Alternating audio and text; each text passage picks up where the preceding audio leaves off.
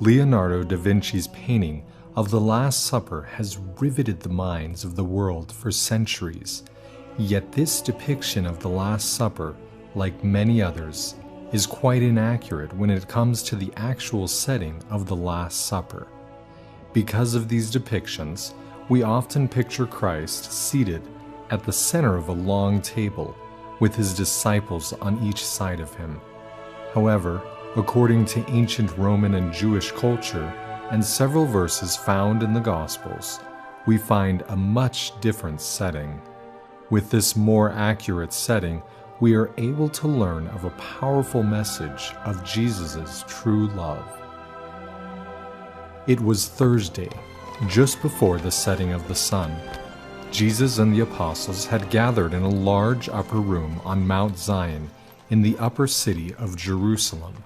The home would have been a wealthy home, as it had an upper chamber, and all of the preparations for the Passover feast would have already been made. The most prominent feature of the room would have been a low table in the shape of a U called a triclinium. A triclinium was a Roman-styled table of various sizes and styles that had been adopted by the Jews of the first century. The table had 3 large couches, or cushions, placed on each of the 3 sides, allowing the middle to be open for entertainment and servers. The guests would lay on their left side facing the inside, leaving their right hand free to eat of the meal. This would mean that each guest could lean on the bosom of the person to their left. Their legs would be towards the outside, allowing a servant to wash their feet as they ate the feast, similar to when Jesus' feet were washed by the penitent woman in Luke chapter 7. The host of the feast would not sit in the middle, as is often depicted in artwork of the Last Supper, but instead second to the left, with the guest of honor on his left and a trusted friend to his right. The seating then continued around the triclinium, the most important guest seated on the left wing, then going around the table with the least important sitting on the far right. The servant, if seated at the table, would occupy the last position, closest to the door, so they could go and obtain more food as the evening progressed. If this seating arrangement was followed by Jesus, and from the scriptures it seems to be the case, Jesus then was seated not in the center, but second from the left. John 13:23 indicates that John the Beloved was seated to Jesus' right, as John had to lean on the bosom of Christ to ask of the identity of the betrayer. Matthew 26:23 indicates that Judas was seated to the left of Christ in the seat of honor, as both Jesus and Judas were able to eat from the same bowl. John 13:24 indicates that Peter was across from John on the right side, as he had to signal to John to ask Jesus who would betray him. This would mean that Jesus had placed the youngest apostle John on the side of eminence, while placing Peter, the chief apostle, in the seat of the servant. This would make sense, for according to Luke 22, there was strife among the disciples as to whom was the greatest. Always the teacher, Jesus said unto them, "But he that is greatest among you, let him be as the younger, and he that is chief as he that doth serve.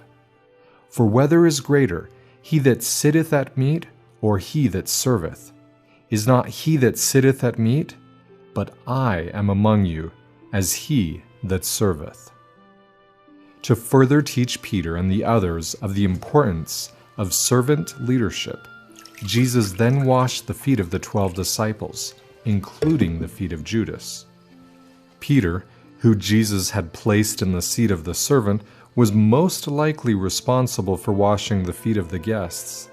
Yet Jesus, the host and the greatest of them all, now acted as servant and washed their feet. This would explain the protest of Peter in John 13 when Peter says, "Lord, dost thou wash my feet?" Thou shalt never wash my feet." Then Jesus teaches Simon Peter, "If I, then, your Lord and Master, have washed your feet, ye also ought to wash one another's feet. The servant is not greater than the Lord, neither he that is sent greater than he that sent him." This seating arrangement would also mean that Jesus placed Judas, who would betray him, in the seat of honor. It seems that to the very end, Jesus loved Judas and desired to teach him of his love by placing him in this most important seat. It was as if Jesus was trying to give Judas one less reason to betray him. Jesus, at some point, gives Judas a sop, a piece of bread dipped in broth, yet another sign of honor. However, Judas had already made up his mind. Then said Jesus unto him, "That thou doest, do quickly." Once Judas left, the Gospel of John indicates that the entire mood of the evening changed.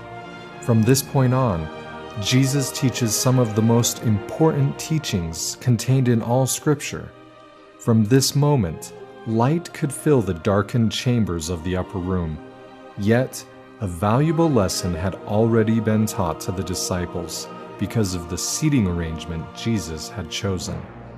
A lesson of servant leadership, and a lesson of true love and devotion towards even the greatest of sinners.